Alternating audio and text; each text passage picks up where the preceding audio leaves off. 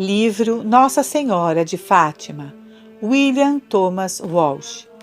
Capítulo 3. Brincadeiras e devoções. Francisco e Jacinta ficavam à espera de Lúcia quando esta, ao cair da tarde, reconduziu o rebanho para o pátio empoeirado em Aljustrel. O menino não se mexia, mas a pequena corria ao encontro da prima e contava-lhe todas as novidades. Era assim todos os fins de tarde. Jacinta pedira novamente à mãe que a deixasse acompanhar Lúcia, mas a mãe recusara. Se a tarde estava nublada, quedava-se pensativa, quase chorosa. Os anjos não vão acender as lâmpadas esta noite, dizia, e a candeia de Nossa Senhora já não tem azeite. Enquanto ela e Lúcia acomodavam as ovelhas para passarem a noite, Francisco permanecia sentado nuns degraus de pedra em frente da casa de Lúcia e tocava árias no seu pífaro, uma flautinha de cana, para ele tão preciosa. Acompanhava-as em seguida até a eira, ao pé do poço, e punha-se a contar com elas as estrelas que iam surgindo. Mas o espetáculo não o entusiasmava tanto como as auroras douradas e os poentes de púrpura franjada de luz. Nenhuma candeia é tão linda como a de Nosso Senhor, insistia, e qualquer manifestação do poder dessa candeia o cumulava de alegria. Bastava o cintilar do sol nas gotas de orvalho ou na superfície prateada do tanque, ou o rubro resplendor do entardecer refletido nas janelas da aldeia, para deixá-lo feliz durante o resto do dia. Como era possível que este camponesinho rude, cujos pais não sabiam ler nem escrever, visse no sol, tal como Santo Atanásio e São Patrício séculos antes, um símbolo do Verbo de Deus redimindo a raça humana? Levando em conta a idade, havia em Francisco muito da serenidade e do desprendimento dos santos. Apesar de toda a sua coragem e valentia, era meigo e cordato. Parecia ter uma compreensão precoce do pouco que valem as coisas deste mundo. Não se metia em rixas, nem se alterava quando se apoderavam do que lhe pertencia. Se outro menino não se dava por vencido em algum jogo e pretendia trapaceá-lo, dizia: "Pensas que ganhaste tu? Pois sim, a mim isso não me importa." Um dia foi à casa de Lúcia com um lenço que lhe tinham trazido da praia de Nazaré. Estava tão feliz. E não era para menos, era um lenço todo trabalhado e com uma Nossa Senhora pintada em cores vivas no centro. O lenço andou de mão em mão entre as exclamações da criançada. A certa altura, desapareceu misteriosamente. Por fim, foi descoberto no bolso de um dos meninos que se dizia seu dono e teimava em que lhe tinham trazido outro igual de Nazaré. Francisco era suficientemente robusto para reavê-lo pela força. Ao invés disso, encolheu os ombros e disse: "Deixa-o lá. A mim que me importa o lenço?" Na opinião de Lúcia, essa indiferença era o maior defeito do primo, e talvez fosse por esse motivo que as outras crianças não o procuravam muito para brincar. Lúcia, às vezes, achava-o tão exasperante que o mandava sentar-se no chão ou sobre uma pedra e lá ficar quieto. Francisco obedecia calado. Depois, quando a prima sentia pena, ia buscá-lo pela mão e vinha com o mesmo bom humor, como se nada tivesse acontecido. Na realidade, não desejava muito ser pastor. Jacinta é que queria imitar o que Lúcia fazia. No entanto, Francisco preferia a companhia da irmã à do outro irmão João, e se pedia tanto à mãe que o deixasse ir com o rebanho, era mais para fazer a vontade de Jacinta. Um dia, em que insistiu no pedido, com uma veemência imprópria do seu temperamento, a mãe aborreceu-se e disse-lhe que a deixasse em paz. O menino respondeu-lhe: "A mim, minha mãe, pouco me importa. A Jacinta é que quer que eu vá." Muito diferente Era a voluntariosa Jacinta, tão cheia de caprichos. Diz Lúcia que se não fossem os mesmos olhos castanhos escuros, os traços bem feitos e a mesma boca firme e bem talhada, a mesma curva gentil das faces, ninguém imaginaria que fosse irmã de Francisco. Os desejos deste eram modestos e fáceis de satisfazer. Jacinta, pelo contrário, queria tudo e com apaixonada insistência. Quando resolveu ser pastora como Lúcia, não deu mais sossego à mãe. Mas Olímpia também não cedia facilmente. A maior ambição de Jacinta era fazer a primeira comunhão. Se Lúcia pudera fazê-la aos 6 anos, por que não o poderia ela? Sempre que havia comunhão solene de crianças, Lúcia, acompanhada por Maria, a irmã mais velha, comparecia à solenidade para renovar a sua. Numa dessas ocasiões, Jacinta foi com a mãe e ficou encantada com tudo, especialmente com as pequeninas vestidas de anjos que lançavam flores ao Santíssimo. A partir desse dia, quando estavam no prado, vez por onde afastava-se, colhia uma abraçada de flores e atirava-as a Lúcia. Jacinta, para que fazes isso? Faço como os anjinhos, deito-te flores. Pareceu-lhe ter atingido o auge da felicidade quando a colocaram entre os anjinhos numa procissão do Corpus Christi. Ficou com Lúcia, ao lado do pálio, cada uma com o seu alçafate de flores. Mas, enquanto Lúcia e as outras meninas atiravam as pétalas ao Santíssimo, ela parecia imóvel, olhando continuamente para o prior. Jacinta, perguntou Maria mais tarde, por que não deitastes as flores a Jesus? Porque não o vi. Mais tarde perguntou a Lúcia, então tu viste o menino Jesus? Não, mas não sabes que o menino Jesus da hóstia, que não se vê, está escondido? É aquele que nós recebemos na comunhão. E tu, quando comungas, fala com ele? Falo. E por que não o vês? Porque está escondido. Vou pedir à minha mãe que me deixe ir também comungar. O senhor prior não te dá sem teres 10 anos. Mas tu ainda não os tem, e já comungaste. Porque sabia a doutrina toda, e tu não sabes. Foi assim que Lúcia se tornou professora de uma aluna aplicada, que não se contentava com aprender de cor, mas queria saber a razão de tudo. Como é que tanta gente recebe ao mesmo tempo o menino Jesus escondido? É um bocadito para cada um? Perguntava. Não, não vês que são muitas hóstias e que em cada uma está um menino? E Lúcia procurava explicar o mistério da multiplicação do corpo daquele que outrora multiplicara os pães e os peixes e criara todas as coisas. Mas, ao cabo de algum tempo, esgotou os seus conhecimentos e passou a repeti-los. Ensina-nos mais coisas, dizia Jacinta, incitando-a, que essas já o sabemos. Lúcia confessou-lhe que não se lembrava de mais nada, a menos que fosse perguntada, e aconselhou-a a pedir à mãe que a deixasse ir às aulas na igreja. A senhora Olímpia acabou por concordar, mas ainda passaria algum tempo até poderem receber pela primeira vez o Deus escondido. Entretanto, havia outras batalhas que travar. Um belo dia, a pequena correu à casa da prima, radiante de alegria. Francisco seguia mais calmo. Sabes de uma coisa? A mãe vai deixar-nos ir contigo cuidar do nosso rebanho. Era verdade.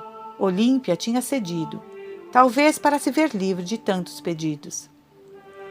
Desde então, todas as manhãs, muito cedinho, viam-se Francisco e Jacinta conduzirem os seus cordeiros brancos pelo caminho estreito, como fazia Lúcia. Francisco de calças compridas, cajado em punho, gorro de posponto, terminado em borla, como ainda usam os pastores da serra. Jacinta, de blusa escocesa, saia preta a cair-lhe graciosamente até os tornozelos e um lenço sobre os cabelos negros. No barreiro, os dois esperavam por Lúcia, enquanto o rebanho bebia na água barrenta. Se Lúcia chegava primeiro, era ela que esperava pelos dois irmãos. A seguir, lá iam os três, descalços, como era costume, tocando o rebanho. Ao todo, umas 20 cabeças, até alcançarem um lugar em que o pasto fosse bom. Jacinta gostava de meter-se no meio do rebanho. De vez em quando sentava-se e tomava ao colo a menor das ovelhinhas. Uma vez, Lúcia perguntou-lhe por que o fazia. Para fazer como Nosso Senhor, que naquele santinho que me deram, também está assim, no meio de muitas e com uma no colo, respondeu, referindo-se a uma estampa do bom pastor que alguém lhe havia dado. Assim que chegavam à pastagem combinada, a pequena já estava pronta para qualquer jogo ou travessura. Às vezes passavam o dia inteiro na cova da Iria. Quando não, iam brincar aos valinhos. Mas o lugar preferido dos três era a colina rochosa do Cabeço, onde a gruta no terreno do pai de Lúcia se prestava para as brincadeiras e oferecia uma vista panorâmica extensa e bela. Jacinta não se cansava de correr atrás das borboletas brancas que voltejavam o dia todo pelo ar suave e perfumado da colina.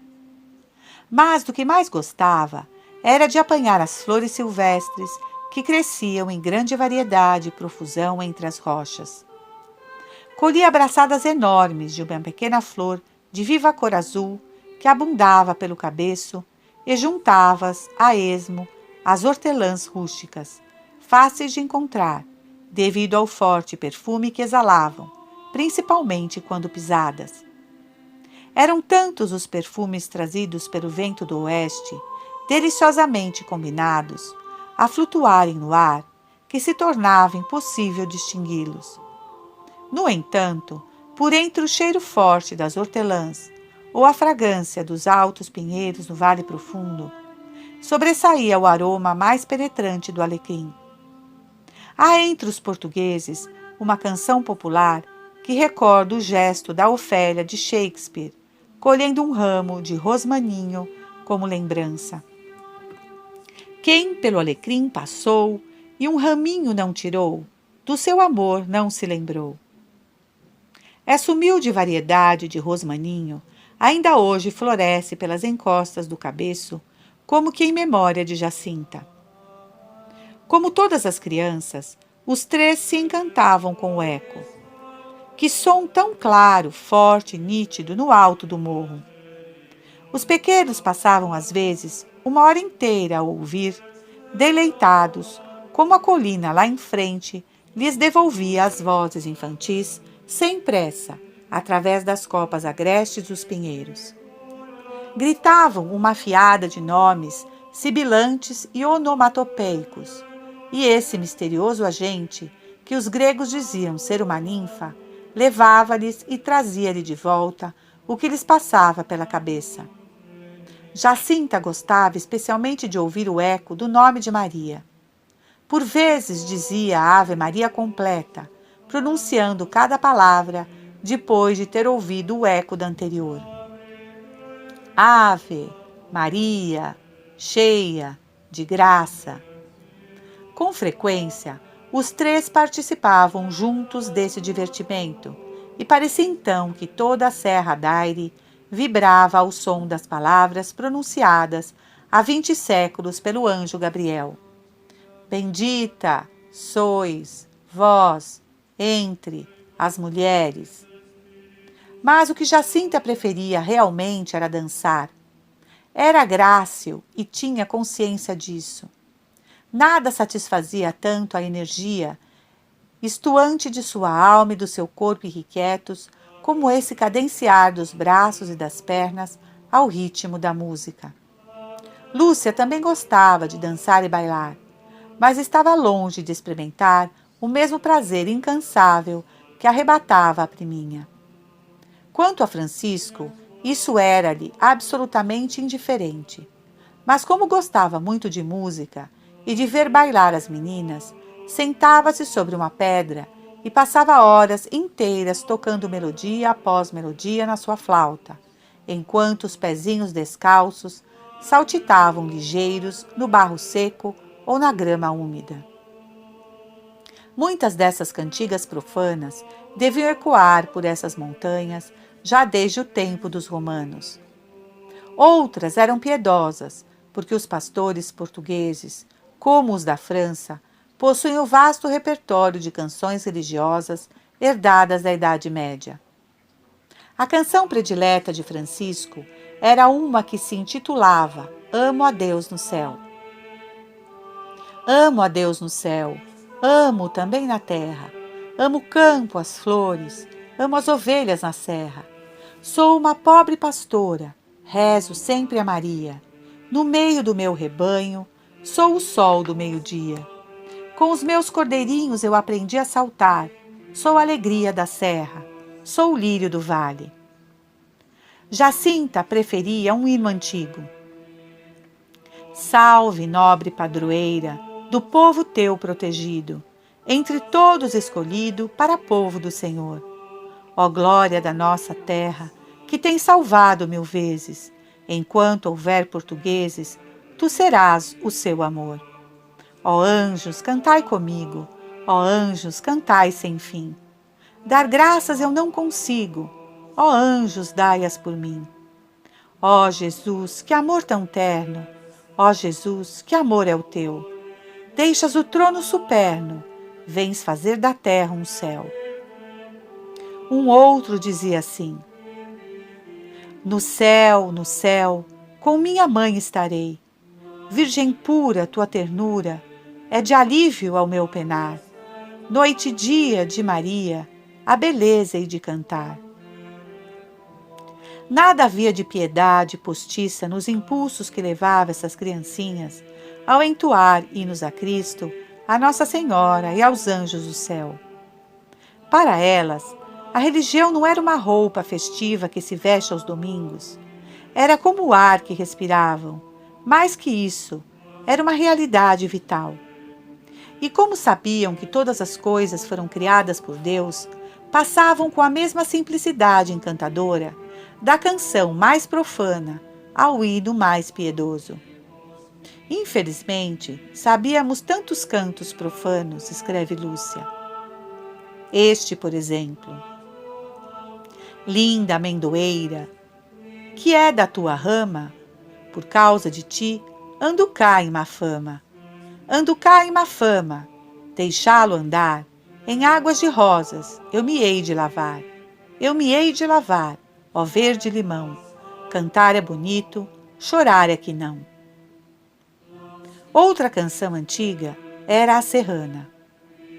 Serrana, serrana, de olhos castanhos, quem te deu serrana em cantos tamanhos? Em cantos tamanhos, nunca vi assim. Serrana, serrana, tem pena de mim. Serrana, serrana, de saia volante, quem te deu serrana, sertão elegante? Sertão elegante, nunca vi assim. Serrana, serrana, peito cor-de-rosa, quem te deu serrana, uma cor tão mimosa? Uma cor tão mimosa, nunca vi assim. Quando se cansavam de cantar, punham-se a brincar. Já estavam muito crescidos para brincar de botão-botão ou de passo-a-passo anelzinho, e achavam mais divertido jogar as cartas. Levavam sempre 2 baralhos nos bolsos. Um pertencia à família de Lúcia e o outro aos Marto. Dentre esses jogos, Lúcia preferia a bisca. Depois da merenda, tinham por hábito ajoelhar-se onde quer que estivessem e rezar o terço. Maria Rosa ensinara a Lúcia essa devoção.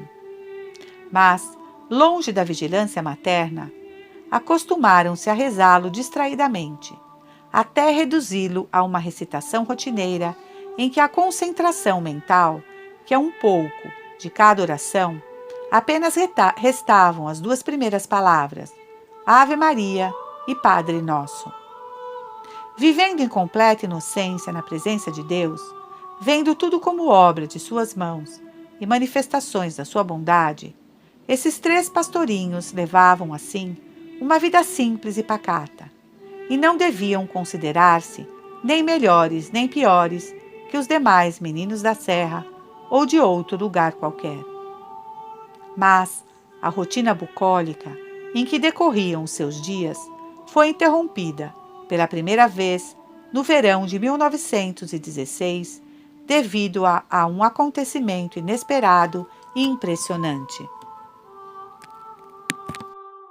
Capítulo 4. O Anjo da Paz.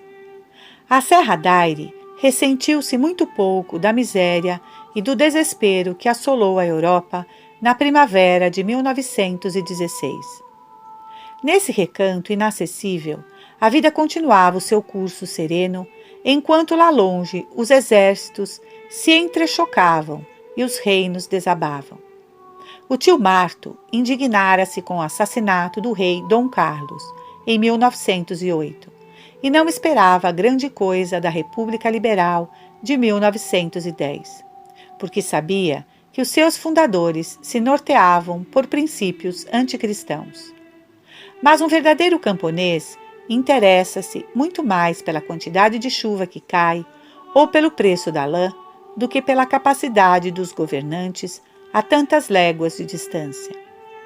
Dizia-se que a República se apoderara dos bens da Igreja e desterrara centenas de religiosas e padres, além do próprio cardeal patriarca de Lisboa e outros bispos.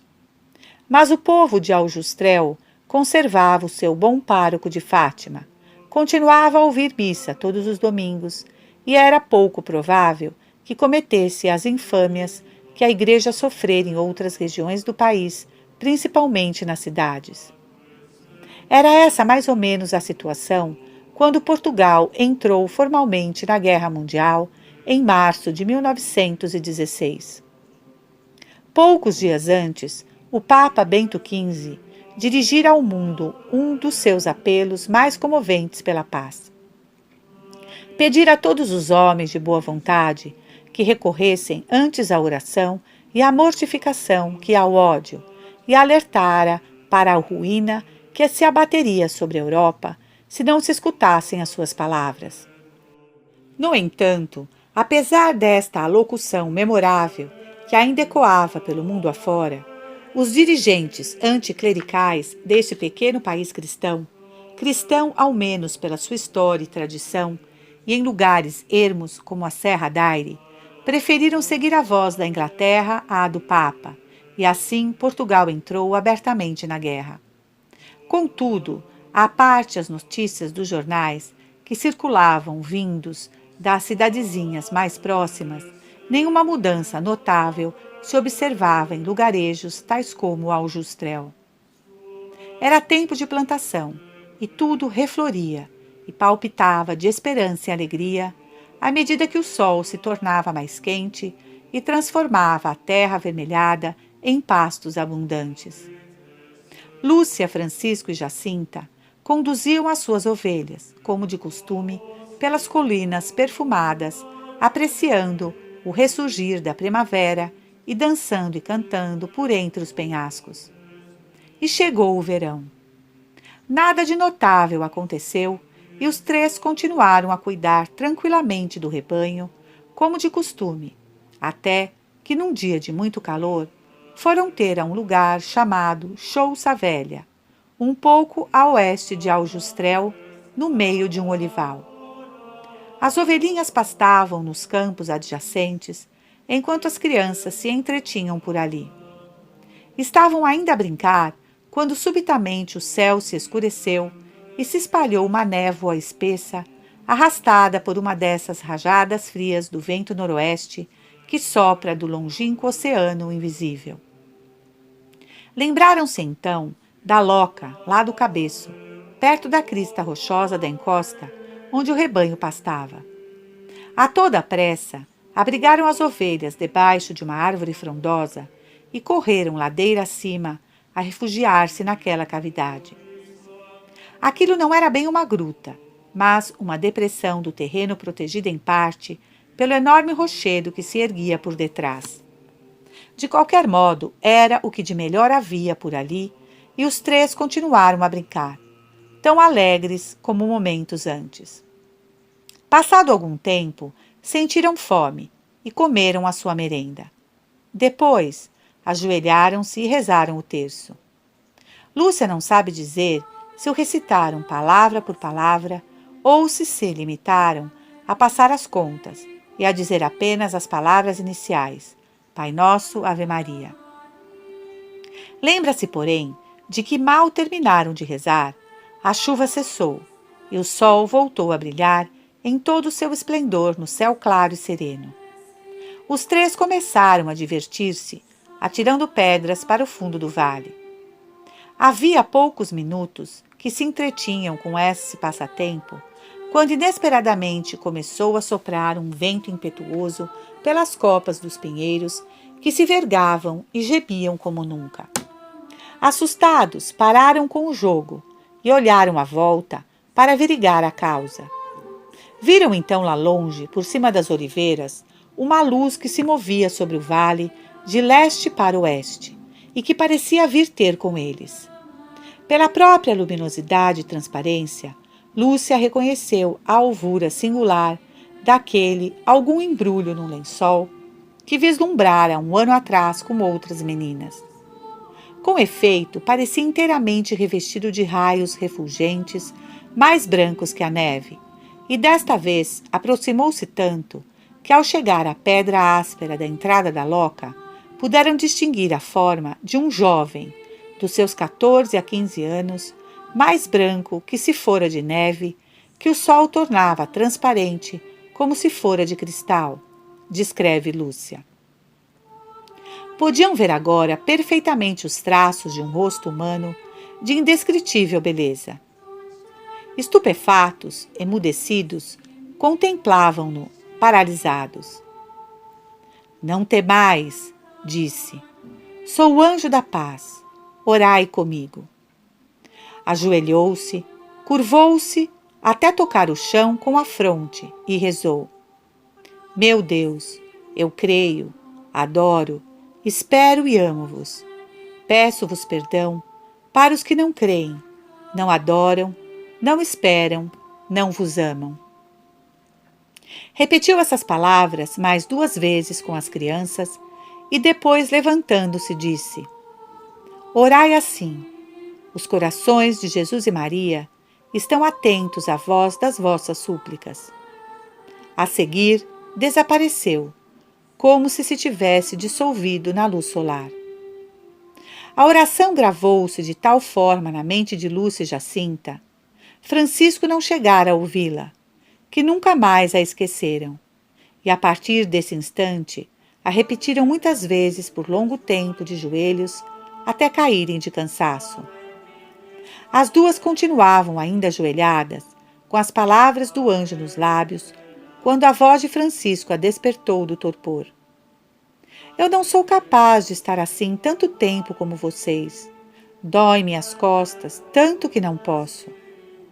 Pusera-se de pé e, a seguir, sentara-se no chão exausto. Na verdade, os três se sentiam fracos e aturdidos. Aos poucos, foram se refazendo e começaram a reunir o rebanho, pois entardecia e era quase a hora do jantar.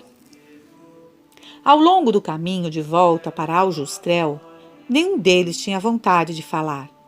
Lá se iam calados, silenciosos, pensativos. Um pouco antes da partida, Lúcia recomendara que não contassem nada a ninguém do que se havia passado. Ela mesma, até hoje, não sabe dizer por que fez isso. Teria sido por causa das confusões criadas da vez anterior? Pareceu-me que era assim que se devia fazer, disse-me. Havia algo de tão intensamente íntimo em tudo isso. Eram dessas coisas inefáveis sobre as quais é impossível falar. O anjo da paz. Quem poderia ser? Existem falanges e falanges de anjos. Há uma hierarquia entre eles, e não é nenhuma novidade na história do povo de Deus que um deles aparecera entre os homens e lhes fale. Não há ninguém que, tendo o dom da fé, duvide da aparição do arcanjo Rafael ao jovem Tobias para guiá-lo na viagem. É o anjo da saúde, da alegria, dos amores felizes, dos viajantes.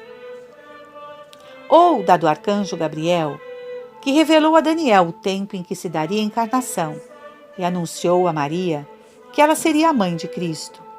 É o anjo da consolação, o poder de Deus. Mas a liturgia atribuiu ao nome de anjo da paz ao arcanjo São Miguel, Angelus Pacis Michael.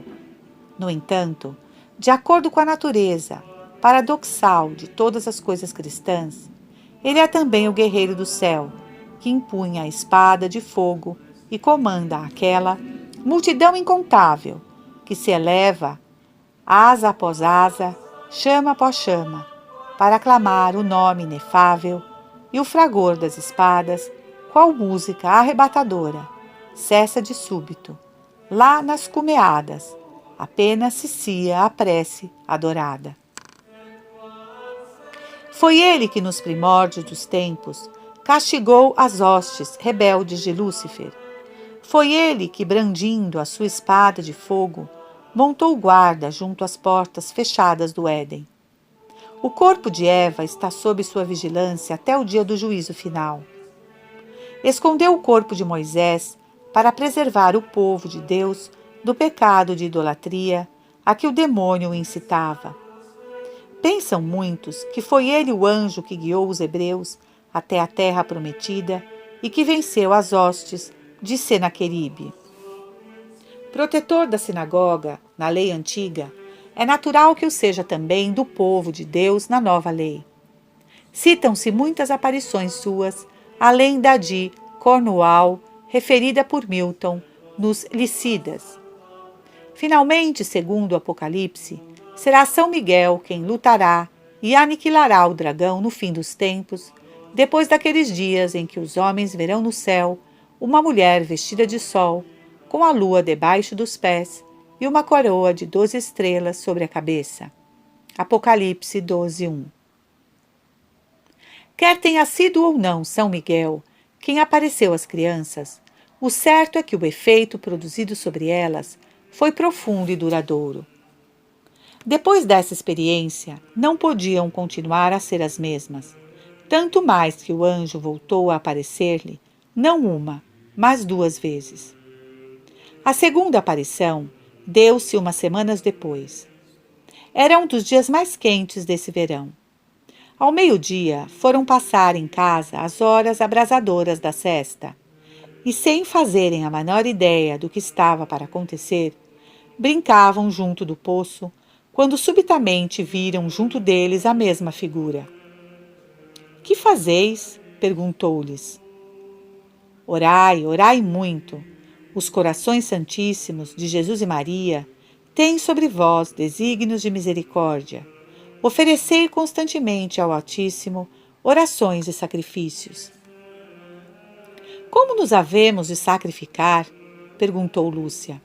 — De tudo o que puderdes. Oferecei a Deus sacrifício em ato de reparação pelos pecados com que ele é ofendido e de súplica pela conversão dos pecadores. Atraí assim sobre a vossa pátria a paz. Eu sou o anjo da sua guarda, o anjo de Portugal. Sobretudo, aceitai e suportai com submissão o sofrimento que o Senhor vos enviar. E desapareceu. Tolhidas de espanto, as crianças ficaram outra vez durante muito tempo numa espécie de êxtase ou arrebatamento de espírito, adorando o Senhor, cujo mensageiro se lhes acabava de revelar. Quando aos poucos se desvaneceu a impressão sob a qual estavam e recuperaram o domínio de si, Lúcia notou que, como da outra vez, Francisco nada ouvira do que o anjo lhe dissera, apesar de tê-lo visto perfeitamente. — Tu falaste com o anjo. O que ele te disse? Perguntou a Lúcia. — Não ouviste? — Não. Vi que falava contigo. Ouvi o que tu lhe disseste, mas o que ele te disse não sei. Lúcia não quis responder e Francisco perguntou à irmã. — Jacinta, Conta-me tu o que disse o anjo. Digo-te amanhã. Hoje não posso falar. No dia seguinte, foi ter novamente com a prima. Dormiste essa noite? Eu pensei sempre no anjo e no que seria que ele disse. Lúcia contou-lhe então as palavras do mensageiro celeste nas duas aparições. A capacidade de compreensão do menino era menos viva que a de Jacinta. Tinha dificuldade em aprender o significado de algumas palavras. Quem é o Altíssimo? Indagou. Que quer dizer os corações de Jesus e Maria estão atentos à voz das vossas súplicas? Lúcia tentou explicar-lhe como podia. Não foi fácil, porque o menino ficava pensativo por uns instantes e logo a seguir vinha com novas perguntas. Além disso, o peso da atmosfera do sobrenatural, como diz Lúcia, ainda a envolvia depois de decorridas tantas horas, e foi-lhe impossível reunir as ideias. Disse ao primo que esperasse mais um dia, pois naquele ainda não podia falar. O pequeno esperou pacientemente, mas na primeira ocasião começou de novo a importuná-la com 1000 perguntas, o que levou Jacinta a pedir-lhe que falasse pouco dessas coisas. Ela própria, no entanto, começou a queixar-se, com encantadora inconsciência. Não sei o que sinto, já não posso falar, nem cantar, nem brincar, e não tenho força para nada. Eu também não, retorquiu Francisco. Mas que importa? O anjo é mais bonito que tudo isso. Pensemos nele. Desde então, o menino pôs-se a refletir sobre o que o anjo quisera dizer ao falar de sacrifícios e começou a rivalizar com a irmã e a prima na renúncia a pequenos prazeres e satisfações em reparação pelos pecadores. Os três passavam horas e horas prostrados por terra a repetir sem cessar a oração que o anjo lhes ensinara. Isso deve ter acontecido em junho ou agosto de 1916. Segundo os cálculos de Lúcia, é provável que a terceira e última aparição do anjo tenha sido lá pelos meados de setembro ou princípios de outubro, porque já não iam passar as horas da sexta à casa. Tinham estado outra vez entretidos a brincar na gruta do Cabeço, enquanto o rebanho pastava, disseminado pela encosta abaixo. Depois de rezarem o terço, como de costume, puseram-se a recitar, juntos a oração. Meu Deus, eu creio, adoro, espero e amo-vos. Peço-vos perdão para os que não creem, não adoram, não esperam e não vos amam. Acabavam de repeti-la mais uma vez, quando de súbito a mesma luz cristalina brilhou novamente sobre o vale e o anjo tornou a aparecer-lhe, belo, resplandecente, deslumbrante, suspenso no ar. Desta vez trazia numa das mãos um cálice e sobre ele, com a outra, segurava uma hóstia. Deixou-os suspensos no ar, prostrou-se por terra e disse: Santíssima Trindade, Pai, Filho e Espírito Santo, adoro-vos profundamente e ofereço-vos o preciosíssimo corpo, sangue, alma e divindade de Jesus Cristo, presente em todos os sacrários da terra, em reparação dos ultrajes, sacrilégios e indiferenças com que ele mesmo é ofendido, e pelos méritos infinitos do seu Santíssimo Coração e do Coração Imaculado de Maria, peço-vos a conversão dos pobres pecadores. Repetiu 3 vezes essa oração com as crianças.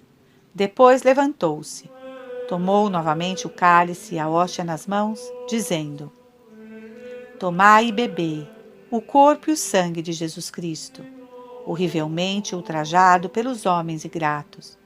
Reparai os seus crimes e consolai o vosso Deus. Viram então umas gotas de sangue que se desprendiam da hóstia e caíam no cálice. O anjo colocou a hóstia entre os lábios de Lúcia. A Jacinta e ao Francisco deu-lhe a beber do cálice. Prostrou-se novamente em adoração e repetiu 3 vezes a mesma prece. Lúcia e Jacinta rezavam com ele, e Francisco acompanhava-as, pois não ouvia as palavras do anjo. E pela última vez, o anjo da paz se desvaneceu no meio da luz ofuscante do sol.